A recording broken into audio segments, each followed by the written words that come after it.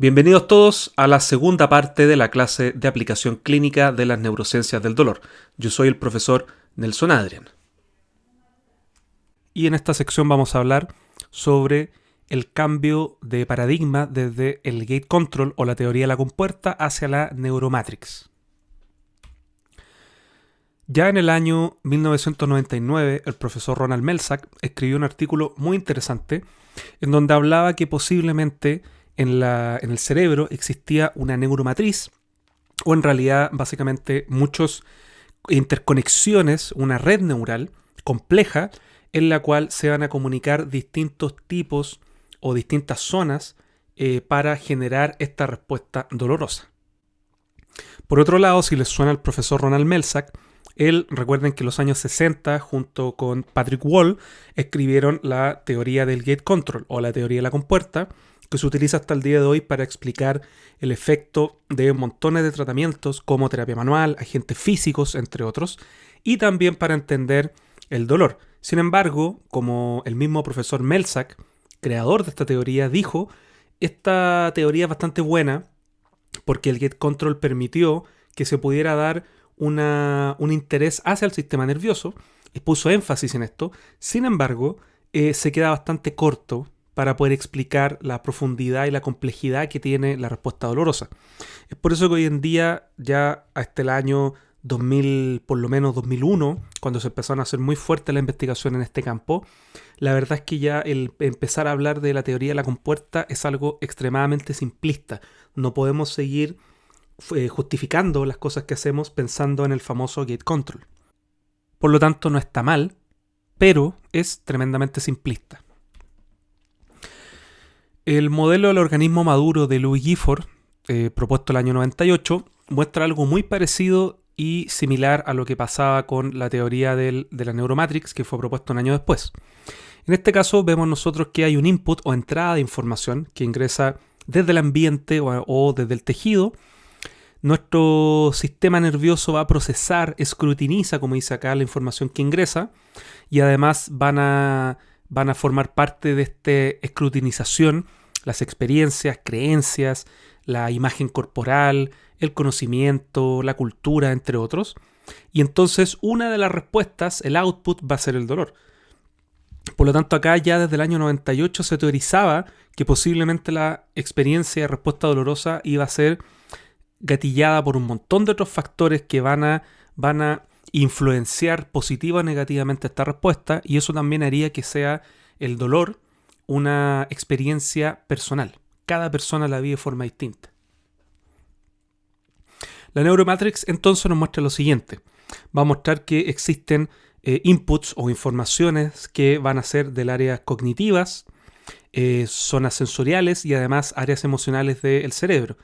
Entonces, estas tres áreas distintas de las redes neuronales que hay en nuestro cerebro van a interactuar, y una de las respuestas puede ser la percepción dolorosa, la otra programas de acción y por último programas de estrés y regulación. Ahí viene la parte inmune, que hablamos acá principalmente del cortisol o actividad cambiada de nuestro sistema. Entonces, ¿qué quiere decir esto? Que para generar un output o una respuesta, la verdad que no es necesario que existan cada una de ellas. Dicho de otra forma, no es necesario que exista daño para que exista una respuesta dolorosa. La respuesta dolorosa se puede gatillar solamente con recuerdos según el área emocional o según el área cognitiva. Y además, si aún cuando exista algún tipo de daño que sea sensorial, ya vamos a necesitar que estas tres se conjuguen para que exista la respuesta dolorosa entonces en las dimensiones cognitiva, sensitiva y afectiva. Así que la respuesta dolorosa, si se dan cuenta, es bastante más compleja que simplemente decir que me rompió un tendón y por eso me duele, o tengo dañado un disco intervertebral y por eso me duele. De hecho, es más, puede estar dañado el tejido y no generar nada de dolor, o puede que no exista ningún daño en alguna zona y sí exista una respuesta dolorosa importante. Si nos vamos a ver, según este estudio DENC, el año 2014, hay una cantidad enorme de zonas cerebrales que van a interactuar para ir a generar la respuesta del dolor. Y si se fijan, entonces, esto es clave, no existe un área de dolor en el cerebro. Van a ser distintas zonas que tienen que ver entonces con estas áreas emocionales, cognitivas y afectivas, además de áreas motoras también, áreas de procesamiento de pensamiento, que van a entre todas generar distintos tipos de relevo y van a ir a generar esta respuesta dolorosa, así como también van a existir también en esta zona todos los sistemas de inhibición descendente del dolor, que es ahí donde la mayoría de nuestros tratamientos como kinesiólogos van a tener un efecto para desencadenar este sistema de opiáceos endógenos.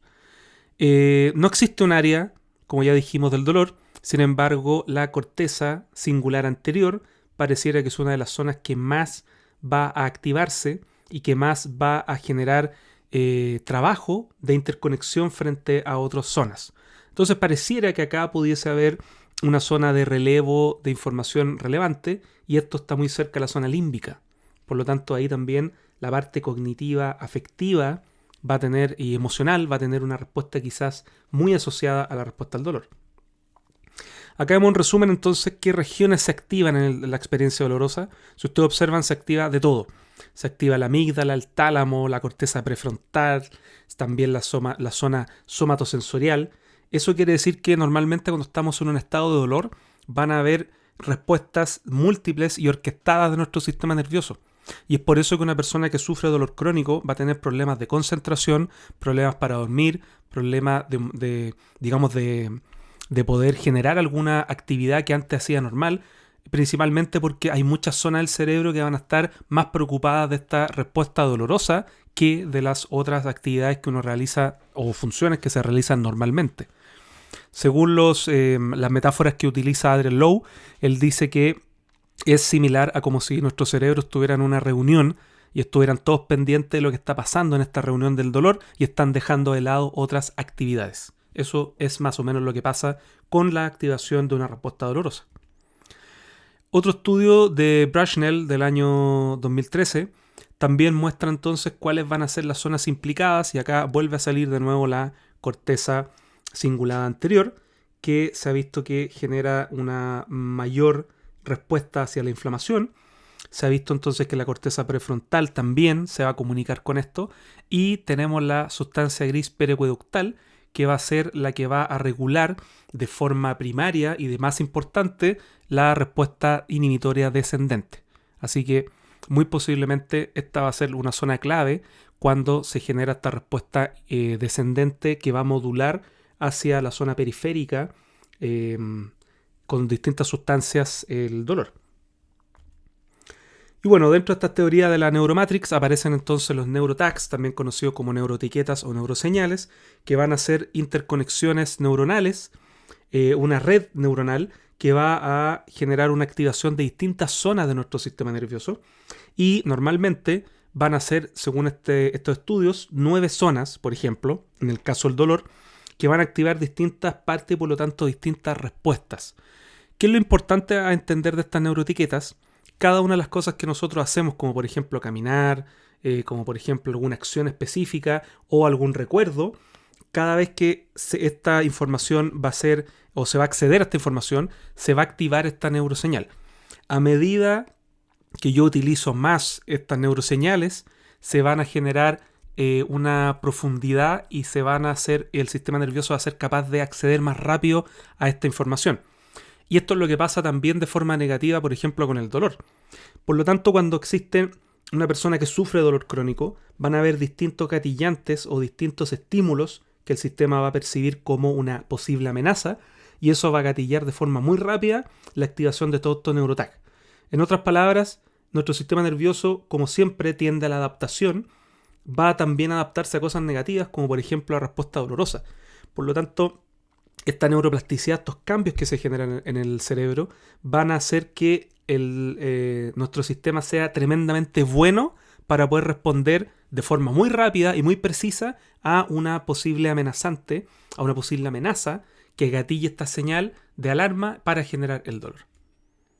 Y eso explicaría por qué, por ejemplo, algunas personas con alguna actividad o algún movimiento van a estar sensibilizados, por qué de repente algunos recuerdos podrían gatillar esta respuesta a algunos olores o incluso algún tipo de experiencia similar a las que les desencadenó el dolor. Así que por eso es que, si ustedes observan, es multidimensional la respuesta dolorosa. Tiene que ser también abordada desde este punto de vista. Y vemos acá este estudio que muestra los factores que modulan el dolor. Vemos que la nocicepción es solamente un 10%. Todo el resto de cosas que hemos estado hablando ahora, como creencias, ansiedad, depresión, catastrofización, miedo, evitación, el dormir, todo esto va a ir agregando distintos porcentajes de modulación del dolor. Y si ustedes observan, la nocicepción ni siquiera es el más importante o el que tiene mayor relevancia.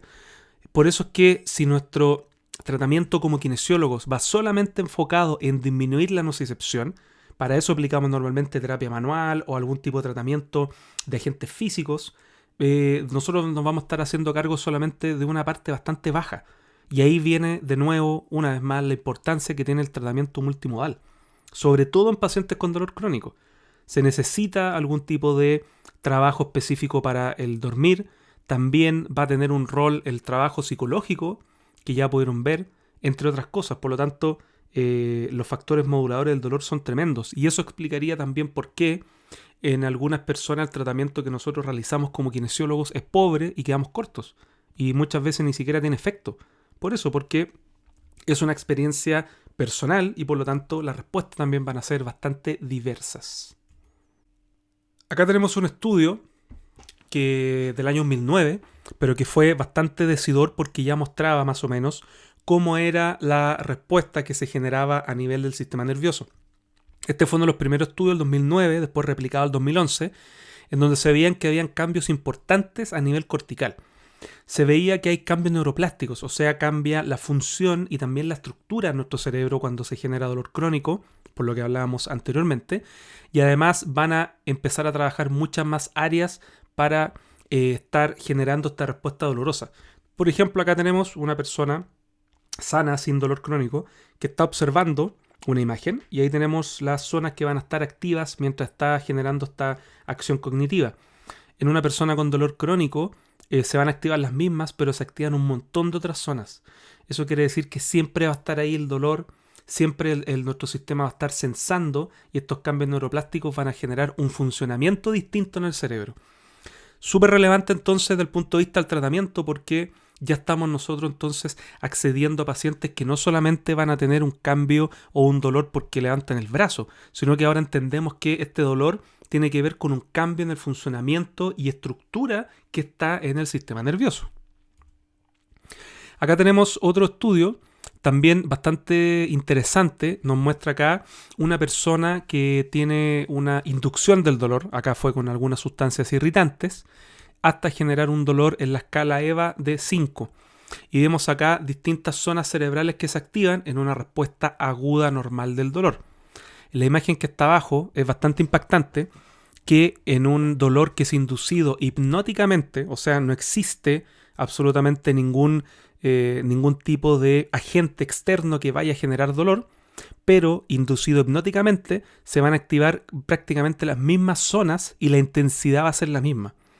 Esto también demuestra que a la larga no es necesario que exista daño real en un tejido para ir a generar una respuesta dolorosa. Imagínense, en este estudio fue inducido hipnóticamente. O sea, así de poderoso es el sistema nervioso y así también la percepción de la gente va a ser súper relevante a la hora de ir a evaluar, digamos, el dolor. Algunos estudios como el de Nix el año 2012 muestran entonces que la lesión pudiese generar dolor y esta lesión, por ejemplo en el caso de un dolor agudo, va a generar un montón de cambios, ya sean físicos como espasmos musculares y movimientos antiálgicos, y también factores que van a haber a nivel psicológico como frustración, ¿cierto? Enojo, el miedo, evitación y un montón de otros factores que se van a ir interconectando. En este esquema, Joe Nix intenta demostrar entonces que van a haber montones de factores asociados a la experiencia dolorosa y también algunos que van a perpetuar o van a aumentar la experiencia del dolor, tanto desde el punto de vista psicológico como del punto de vista del contexto socioeconómico y familiar, y también algunos síntomas físicos. Entonces, si yo solamente me enfoco en el síntoma y pareciera que todo el resto no existiera, que es como la imagen típica que tenemos del dolor, la verdad es que estamos de nuevo, acuérdense, haciendo un abordaje bastante minimalista. Veamos entonces el modelo cartesiano, que es el modelo biomédico tradicional que nosotros utilizamos para explicar el entendimiento del dolor y además del tratamiento. El modelo cartesiano es un modelo que tiene más de 500 años y es el que se utiliza hasta el día de hoy para explicar, por ejemplo, si yo estoy cerca de una posible fuente que me pueda dañar, en este caso como el fuego, van a haber esta iniciación de la respuesta dolorosa que va a viajar hasta mi sistema nervioso, entonces va a ser lógico que me duela. Por lo tanto, este sistema cartesiano es bastante simplista porque simplemente si yo me alejo de la fuente dolorosa, en este caso el fuego, entonces el dolor debería desaparecer. Sí puede ser así explicado o entendido cuando tenemos un dolor agudo, pero en muchísimos casos estos dolores agudos van a después caminar y se van a transformar en dolores persistentes o dolores crónicos, como quieran llamarlo. Entonces, si yo tomo este sistema y yo digo, ok, para que no duela, yo me alejo, es cuando podemos entrar en un modelo de miedo-evitación. Y eso pasa, por ejemplo, en gente con dolor lumbar que les molesta o les duele cuando se agachan, por lo tanto evitan agacharse. Y eso genera respuestas como kinesiofobia, por ejemplo. Por eso es que este sistema de cartesiano se asocia directamente con una respuesta nocebo por parte de nosotros. Bueno, entonces si no es bueno alejarse del fuego, entonces sí quizás puede ser bueno apagar el fuego, ¿verdad? Y ahí es donde entran los tratamientos enfocados en apagar o acallar la fuente nociceptiva, supuestamente. Tenemos los medicamentos que ya hemos dicho, ya que habíamos mostrado que muchos medicamentos la verdad es que no tienen un efecto a largo plazo y pueden generar efectos contrarios en el sistema. También hablamos de la cantidad de aumento en el uso indiscriminado de ciertos opioides. En el caso de la terapia física, de la kinesiología, tenemos la mayoría de nuestros tratamientos que tratan de apagar este fuego, de apagar esta fuente nociceptiva. Tenemos agentes físicos como el hielo, el TENS, la estimulación eléctrica, el ultrasonido, tenemos la terapia manual, el ejercicio e incluso la misma educación. Todo esto trata de apagar el fuego. Pero claro, si esto fuera cierto, entonces que si yo apago el fuego se acaba el dolor, todas las técnicas que tenemos serían sumamente efectivas. Pero no es así, porque estamos dejando de lado a la persona como un todo, como como un componente relevante para la respuesta al dolor, no solamente ir a apagar esta fogata. Entonces, bueno, si no nos resulta alejarnos de la fuente dolorosa, si no sirve solamente apagar el fuego, entonces una de las posibles respuestas de éxito sería ir a cortar esta vía de información. Tiene sentido también, ¿verdad? Si ya no puedo enviar información nociceptiva, entonces no me va a doler. Y ahí tenemos algunos tipos de cirugías, como por ejemplo las cirugías típicas de reparación ortopédica, pero también tenemos algunas como la ablación neural o la radiofrecuencia, que lo que hacen es literalmente ir a quemar las raíces nerviosas y por lo tanto disminuiría el dolor.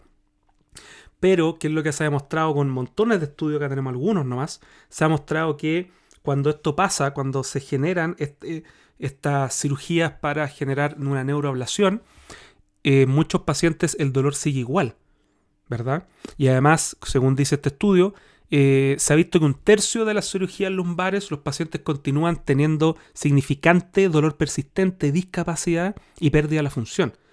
De nuevo, entonces, no es la respuesta no es la respuesta ir a simplemente cortar las vías, porque el dolor va a seguir igual. Y esto se entiende ahora porque hemos dicho que hay cambios neuroplásticos.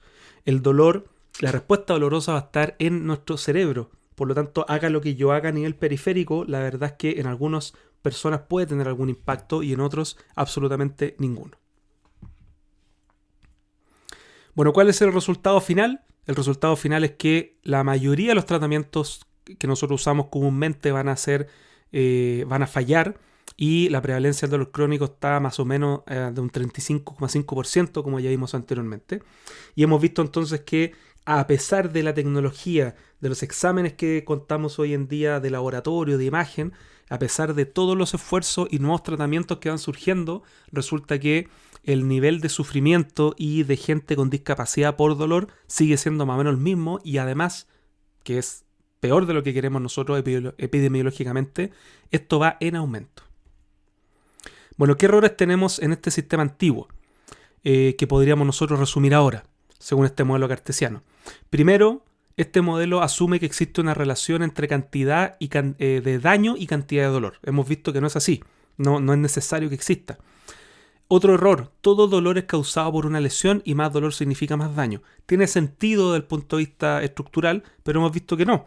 Hay gente que tiene roturas completas del manguito rotador y sin embargo su hombro no tiene absolutamente ningún dolor. ¿El dolor es físico o es psicológico? También eso es un error porque el dolor va a ser mixto. O sea, hemos visto entonces que existe una respuesta psiconeuroinmune que va a generar cambios tanto físicos como cambios a nivel psicológico. El dolor crónico, los tejidos no han reparado, el daño sigue presente. Ese es uno súper relevante desde el punto de vista kinésico. Normalmente se piensa que, por ejemplo, en algunas lesiones como tendinopatías, probablemente el dolor sigue porque el tendón no se ha reparado todavía y sigue en esta inflamación como un círculo vicioso. Pero ya entendemos ahora que no es así. Estos cambios neuroplásticos pueden persistir aun cuando el tejido ya reparó hace tiempo, como ya lo hemos conversado. Así que un dolor persistente o crónico no se asocia para nada con el estado del tejido. El tejido puede que ya no esté enviando más información nociceptiva, pero sin embargo el cambio ya quedó a nivel central. ¿Nocicepción es igual a dolor? También dijimos que no. La nocicepción es solamente la información de potencial peligro que se envía al sistema nervioso nada más. ¿Y el dolor es un input que ingresa al cerebro? No. Ya dijimos que si yo, por ejemplo, tengo un desgarro muscular, este músculo dañado va a enviar información nociceptiva, pero nada más. El dolor es un output, entonces una respuesta de mi sistema nervioso cuando evalúa y escrutiniza con harta información más. ¿Cuál es el problema de todo lo que hemos hablado ahora? Es que este modelo estructuralista cartesiano antiguo es el que se va a utilizar para explicar, por ejemplo, qué está pasando cuando nosotros analizamos una imagen y explicamos que duele porque está roto algo. Cuando hay traumatismo sí que tiene sentido, pero cuando no, son solamente hallazgos. O también se utiliza para explicar la mayoría de las intervenciones que nosotros realizamos. Por ejemplo, dolor de columna, lumbar, cervical o torácica relacionado con la postura. Hoy en día se ha demostrado que no existe absolutamente ninguna asociación directa.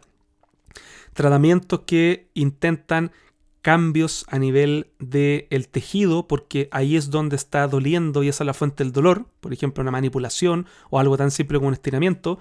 Hoy en día sabemos entonces que el efecto es por una parte inespecífico y por otra parte es bastante más que solamente generar un efecto en la articulación, sino que hemos visto que el efecto del resultado y del éxito de una terapia tiene que ver con algo que pasa a nivel del sistema nervioso, y eso lo vamos a ir explorando durante todo el resto del diploma.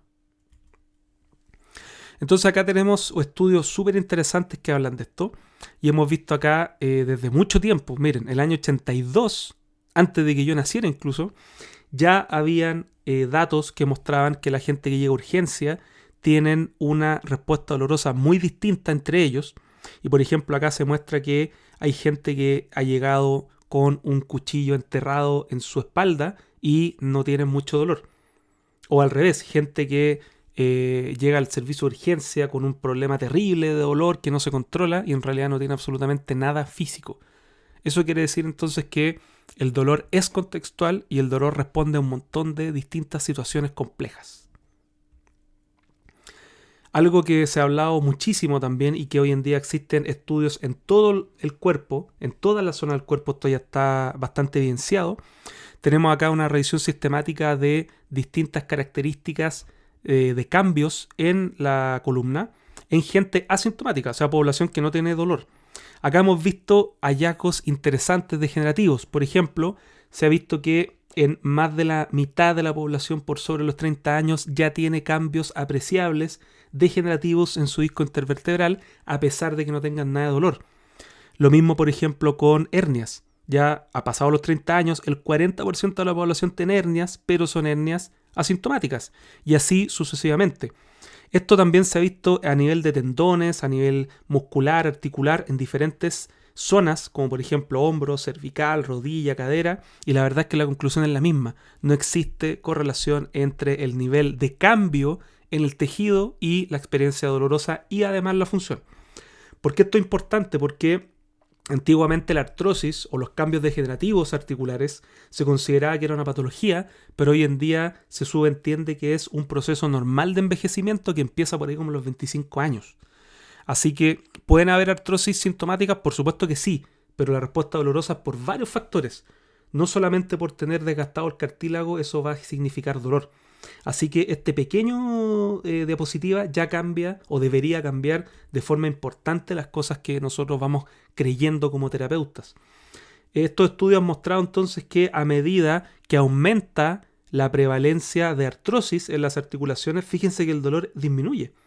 Por lo tanto, en una persona adulta mayor existe incluso una relación contraria, inversa, entre cantidad de daño articular y cantidad de dolor.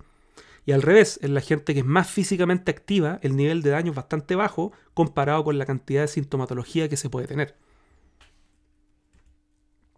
Acá tenemos un estudio bastante interesante de la mano con lo anterior, en donde se ha visto la prevalencia de cambios anormales en el tejido, no solamente articular, sino que en general el tejido periarticular en pacientes sin dolor. Acá lo que se revela es tremendo. Con resonancias magnéticas se vio que, por ejemplo, hay anormalidades en un 73% de las caderas que fueron evaluadas. Y se vio que en un 69% habían roturas del labrum, ¿ya? Por lo tanto, acá se ve que existe una correlación entre la edad y distintos marcadores, ¿cierto?, de cambios en la zona, pero en pacientes asintomáticos. O sea, se vio que incluso habían quistes dentro de la articulación y rotura subcondral y aún así gente asintomática. Por eso es que, de nuevo, la imagenología nosotros nos va a servir para poder descartar alguna condición grave o ver algo que sea fuera de lo normal, pero ver cambios en el tejido, hoy en día sabemos que no se correlaciona con la experiencia del dolor. También otro estudio bastante antiguo, el año 85, muestra algo parecido. Si realmente el dolor tuviera que ver con algo que fuera estructural y corporal, entonces posiblemente los amputados deberían ser los que más sufren de dolor, porque literalmente falta una parte de su cuerpo. O al revés, si posiblemente tuvieran una lesión en esta zona del cuerpo y que después se amputa, ya la fuente dolorosa no debería estar. Pero existe, ¿cierto?, esta condición llamada el síndrome del miembro fantasma, en donde independiente que se extraiga o se ampute la zona del cuerpo, esta sigue siendo representada en nuestro cerebro y la interconexión que genera la sintomatología sigue estando ahí. Y es por eso que en los amputados, por ejemplo, de extremidad superior, pueden seguir teniendo dolor de muñeca o de codo, aun cuando ni siquiera existe información nociceptiva periférica, ¿ya? Así que también a considerar para ir cambiando paradigmas. Seguimos con la gente amputada. Probablemente, si una persona amputada que recibe algún tipo de prótesis importante, posiblemente estas personas, como tienen una mecánica alterada, también deberían sufrir de mucho dolor. Este estudio del año 2005 mostró que la gente que tiene algún tipo de prótesis después de alguna amputación no van a generar más dolor que una persona que tiene su cuerpo completo. Acá se vio entonces que biomecánicamente la gente que tiene este tipo de prótesis, al subir y bajar escaleras y al caminar, tienen un comportamiento mecánico totalmente distinto, con un gran impacto en la cadera y en la columna, pero el sistema es tremendamente adaptativo. Por lo tanto, esta gente al final tiene una marcha mecánicamente distinta, pero no tienen más síntomas que una persona que camina de forma relativamente normal. ¿Qué quiere decir esto para nuestra práctica clínica entonces? También se ha demostrado en un montón de zonas, que lo vamos a ir viendo durante el desarrollo del diploma, que la mecánica que exista en esta parte, la verdad es que no se va a correlacionar de forma directa con presencia del dolor. Esto quiere decir que porque usted tenga una pequeña escoliosis o tenga la cabeza adelantada o una postura alterada, eso no es igual a ir a generar una respuesta dolorosa. Bastante importante entonces. Como ya habíamos conversado en cuanto a las zonas del cerebro, la verdad es que tampoco existen, hoy en día se reconoce que no existen receptores ni vías específicas del dolor.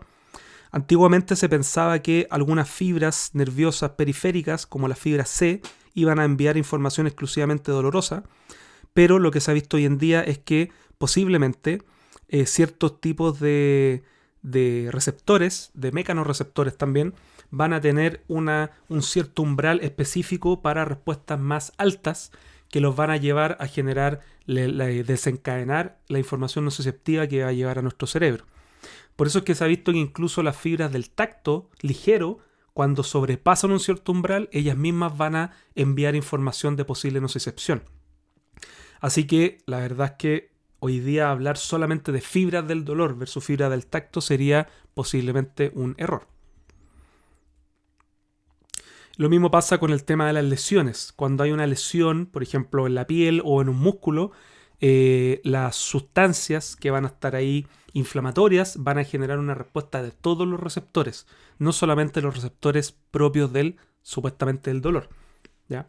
Así que ojo con esos cambios también. Acá tenemos un estudio bien interesante en donde se demuestran también cambios en cuanto a las vías del dolor o del procesamiento del dolor. Esto fue el año 2014. Acá se ha visto que existen, tomado con imágenes de resonancia magnética funcional, existe este overlapping o sobreposición de zonas que tienen que ver con el procesamiento de dolor y motor. Estos estudios han mostrado que existen zonas específicas en la corteza motora que se van a activar también cuando hay información dolorosa. Y eso explicaría por qué existen algunas respuestas de movimientos alterados que van a gatillar dolor. Porque, como no existe una pura zona del cerebro que tenga que ver con la regulación del dolor, también van a entrar zonas motoras a participar. Así que, normalmente cuando nosotros queremos generar algún cambio en el movimiento para disminuir dolor, consideremos que estas zonas van a estar trabajando para generar una respuesta conjunta o una respuesta tanto motriz como de procesamiento doloroso. Así que ahí el rol entonces que tiene el ejercicio va a ser más importante aún, y eso explicaría por qué el ejercicio tiene efectos muy duraderos y los más estudiados y validados para ir a disminuir el dolor. Acá algo más de lo mismo, en donde se ha visto que el procesamiento a nivel del cerebelo, se ha visto que se van a conectar zonas funcionales que van a tener que ver con el inicio del movimiento y con el control de movimiento. No es raro entonces que una persona que esté sufriendo dolor va a tener alteraciones motoras relevantes, porque, como ya lo vimos en el otro documento también, van a existir zonas motoras en la zona del cerebro, la corteza y también en el cerebelo, que van a funcionar en conjunto para poder controlar el movimiento, así como también el procesamiento del dolor. Así que mensaje para no olvidar, la nocicepción no es lo mismo que el dolor. Entonces otra pregunta que surge, ¿el dolor estaría en nuestro sistema nervioso? Así es. Montones de estudios lo han mostrado. Si el dolor no es consciente, si nuestro sistema nervioso no participa de la respuesta dolorosa, entonces simplemente no vamos a tener dolor. ¿Le ha pasado a ustedes, por ejemplo, que se golpean en alguna parte o incluso se pasan a llevar y se generan daño, un corte o un hematoma, una contusión importante, y como ustedes estaban pendientes de otra cosa no se dieron cuenta? Eso a todos nos ha pasado, con cosas de mayor o menor nivel, pero si nuestro cerebro está procesando otro tipo de información y no está pendiente del nivel de posible daño, es entonces cuando no se va a generar la respuesta dolorosa. Por eso es que es sumamente relevante la consideración de que el cerebro es el que orquesta esta información y además que es un output, es una respuesta de salida. Este estudio bien bonito del año 2017 da cuenta de una imagen que deberíamos nosotros ojalá imprimir y tener ahí en nuestra consulta, que explica más o menos entre el dolor persistente y el dolor agudo. Entonces, cuando tenemos una lesión real, el nivel de dolor al principio va a tener que ver con todo este proceso de remodelación del tejido, que es normal. Pero una vez que ya pasa esta fase de remodelación, entonces lo normal es que la información nociceptiva va a disminuir y por lo tanto el dolor va a disminuir a nivel basal. Sin embargo, estudios que han mostrado que en 1 de cada 4 personas este dolor se transforma en persistente, ya a pesar de que pase la fase reparativa, este dolor va a seguir porque ya van a haber cambios, estos que nombramos como dolores o cambios neuroplásticos.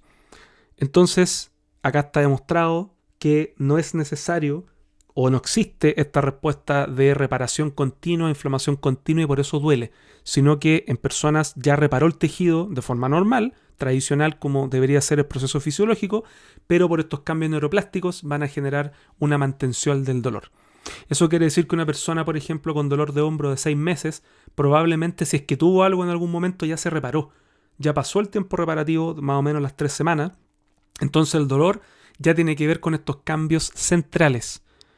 Y es por eso que fallan los tratamientos que se enfocan en el tejido que supuestamente es la fuente dolorosa. Y eso ya cambia de nuevo bastante nuestra forma de entender y de abordar a este tipo de pacientes. Es más, esto también se ha visto a nivel de los efectos de tratamientos. Esta revisión sistemática, que es bastante reciente, estudió qué es lo que pasaba con el ejercicio y los cambios en la tendinopatía. Miren la respuesta, que es sumamente llamativa. Cuando empezamos a hacer algún tipo de ejercicio terapéutico en un paciente con tendinopatía, se ha visto que la respuesta y la mejora de los resultados de dolor y también de movimiento tienen que ver principalmente por cambios a nivel del sistema nervioso central.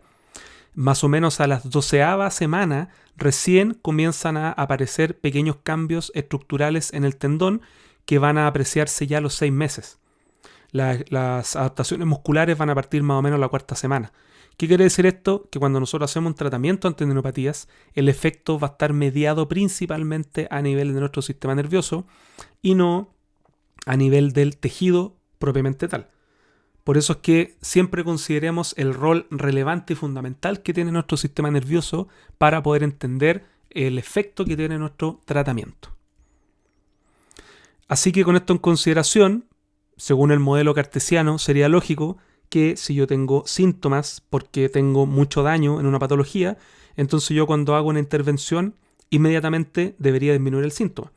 Pero la realidad nos dice que puede haber poca patología y mucho síntoma, o mucha patología y un síntoma menor, y nuestra intervención la verdad que va a seguir un camino totalmente distinto al esperado. Para ir finalizando entonces, ¿el dolor cambia el sistema nervioso? Si lo cambia, ya lo explicamos según estos cambios neuroplásticos, cambios de actividad, cambios funcionales y además cambios a todo nivel seco-neuroinmune. Y lo que pasa en el dolor persistente debido a esta plasticidad sería que nuestro sistema de alarma, si lo queremos ver de alguna forma, nuestro sistema de alarma queda hiperactivo y por lo tanto distintos tipos de posibles amenazas rápidamente van a activar estas neuroetiquetas y eso va a desencadenar toda una respuesta dolorosa. Según, esto es del libro de Lowe y Pontedura, vemos entonces que cuando estamos nosotros sin patología o sin dolor, los niveles normales de sensibilidad hacen de que mi sistema funcione con un nivel de excitación específico y nuestro nivel de, cuando se gatilla la activación, va a estar bastante alto. Imagínense que usted entonces camina y, mala suerte, pisa, por ejemplo, un clavo. Esta alarma se activa debido a esta gran información que está viajando por todo nuestro sistema, genera una respuesta de disparo porque se pasaron los umbrales y nuestro sistema queda hipersensitivo. Eso demuestra entonces que después de una lesión, cuando usted se toca, la zona sigue doliendo, si se la pasa a llevar duele porque el sistema está muy sensitivo, está hipersensible. Eso se le llama una sensibilización periférica. A medida que el sistema va curándose, va reparando, esta sensibilización va bajando lentamente. ¿Qué pasa en el dolor crónico? Esta extrasensibilidad o esta hipersensibilización va a ser constante. Cuando entonces estamos en una persona ante el dolor, existe harto espacio para distintos tipos de actividades, pero cuando mi sistema está sensibilizado, existe muy poco. Por eso es que la gente con dolor, la verdad es que tiene una baja tolerancia al ejercicio, a la actividad en general, al movimiento, porque el umbral generó tanto cambio que se acerca muchísimo al nivel de disparo de esta alarma que tenemos en nuestro sistema. Se lo llamo una metáfora de nuevo. Sería como si usted tuviera la alarma de su casa activada en la noche y simplemente con el viento se activara la alarma. Eso es cuando el sistema está extrasensitivo. Por lo tanto, ¿qué deberíamos hacer nosotros en nuestro tratamiento? Deberíamos tratar de desensibilizar el sistema. Y es ahí cuando los tratamientos que nosotros realizamos, como la terapia manual, ejercicio, agentes físicos, tienen un uso bastante relevante porque ayudan a desensibilizar, a bajar la sensibilización de este sistema. Y el efecto va hacia el sistema nervioso y no necesariamente hacia el tejido que yo creo que voy a estar afectando. Entonces esta alarma, ¿por qué se explica también la hipersensibilidad y que empieza a doler en otras zonas de forma difusa? este esquema que se llama el noisy neighbors o los vecinos ruidosos. ¿Qué pasa si usted tiene un vecino que tiene una casa y está haciendo mucho ruido constante y, por ejemplo, por una fiesta o música fuerte? Probablemente los vecinos van a reclamar y si esto continúa, van a incluso llamar a la policía que venga a ver qué pasa. Esto explicaría, por ejemplo, que cuando parte un dolor muy localizado en la columna lumbar, con el tiempo y esta hipersensibilización van a empezar los tejidos circundantes a responder de la misma forma. Y es por eso que un dolor que era súper localizado, con una flexión de columna, por ejemplo, después va a empezar a generar dolor hacia la zona torácica, hacia la zona de los muslos y con diferentes movimientos a gatillar exactamente la misma respuesta. Por lo tanto, a más difusa sea la respuesta dolorosa, posiblemente también es más cambio neuroplástico que se generó en nuestro sistema. Y no lo olvidemos, nuestro sistema bajo amenaza va a activar montones de otros sistemas. El sistema simpático, sistema motor, endocrino, inmune, parasimpático. Si quieren le pueden poner pausa al video para ir leyendo cuáles son las respuestas de cada uno de los sistemas que se activan según esta respuesta psiconeuroinmune. Y ahí lo tenemos puesto de otra forma, en donde tenemos distintos inputs, en donde nuestro sistema nervioso va a decir, ok, ¿qué tan peligroso es esto? Entonces tenemos la información sensitiva del cuerpo, experiencias previas, factores culturales, conocimiento, creencias y todo lo que hayamos hablado, ¿cierto?, de este sistema neuromatrix, que va a generar una respuesta de protección y cambios a nivel del dolor, cambios motores, endocrino, sistema nervioso simpático e incluso inmune. Inmune es súper relevante. Se ha visto que la gente con dolor crónico tiene una probabilidad de enfermarse más rápida porque su sistema inmune está deficiente, funciona menos. Otro estudio del año 2014 muestra que la sensibilidad al dolor es inversamente relacionada con la densidad de la materia gris. Este es súper relevante porque ya no solamente está mostrando que hay cambios en la función, sino que este estudio mostró que efectivamente la gente cuando está sufriendo dolor crónico muchas veces disminuye su volumen de materia gris. O sea, eso es un cambio estructural.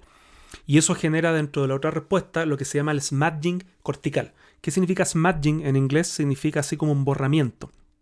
En este estudio se vio que la gente con dolor crónico de muñeca o de mano, por ejemplo por una artrosis, artritis o síndrome del túnel carpiano, iban a generar un cambio importante y este borramiento de la mano virtual o su representación a nivel somatosensorial. ¿Qué significa esto en otras palabras? Que el sistema era bastante malo para poder detectar dónde estaba la mano y el movimiento que se genera en este. Entonces nuestro sistema pareciera que borraba un poco la información y todo lo que pasaba de recepción de información en esta zona de la mano, por ejemplo, iba a generar algún tipo de información errática. Entonces, ¿qué hace el cerebro cuando encuentra información errada y que no puede detectar bien? Va a responder con una información de protección y esa respuesta protectora es el dolor. Y eso explicaría entonces que los tratamientos enfocados a poder remarcar y borrar este smudging, o sea, que se marque bien esta representación a nivel de la corteza, vuelve a generar que el dolor disminuya y vuelve a funcionar también de forma normal. De hecho, varios estudios se han hecho parecidos. Este estudio es muy interesante que hizo Mosley, en donde se vio que la gente con dolor lumbar tiene una disfunción táctil, o sea, cuando se toca la zona, la persona no puede reconocer dónde está debido a este smudging que explicamos recién. Por ejemplo, usted le toca una zona más arriba y la persona lo va a localizar de forma muy puntual, pero en la zona que duele, la verdad es que las personas no lo detectan con exactitud.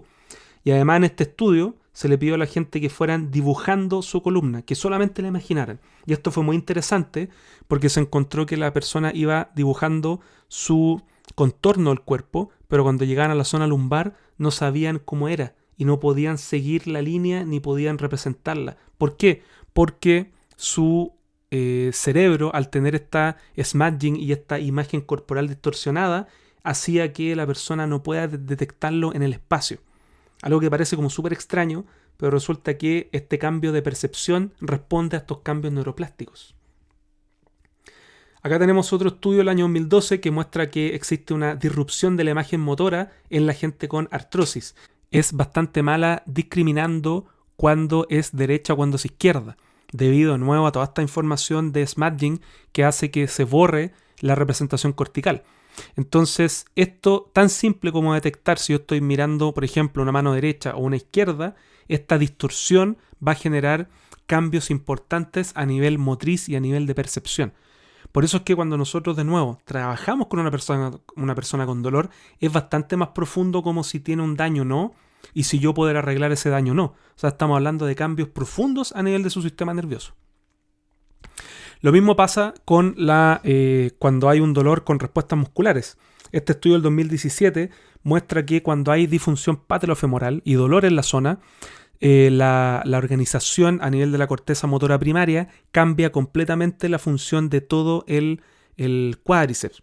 Y en este caso se ha visto que tanto el vasto medio como el vasto lateral se van a inhibir. Por lo tanto, este estudio además plantea que eso de andar trabajando el vasto medio oblicuo sería como una idea más o menos anticuada y fuera de foco, porque cuando se genera dolor hay una respuesta total del músculo y yo no puedo ir a activar solamente una zona. Bueno, cuando veamos extremidad inferior vamos a poder hablar más de esto, pero entonces acá se ha visto que el dolor genera una redistribución de información y una reorganización motriz. Y esto también, entre otras cosas, es lo que se le llama la inhibición artrogénica. Debido a un daño, información que está en la articulación, se va a generar una respuesta inhibitoria compensatoria en la musculatura primaria, en este caso todo el cuádriceps. Ahí, bueno, esto es del mismo estudio que muestra que la gente con dolor patelofemoral va a tener una respuesta normalizada de su vasto lateral y vasto medial, y la gente sin dolor, digamos, va a tener una respuesta muy distinta. Si se fijan, la gente con dolor va a tener una inhibición de la actividad de ambos vastos en el músculo.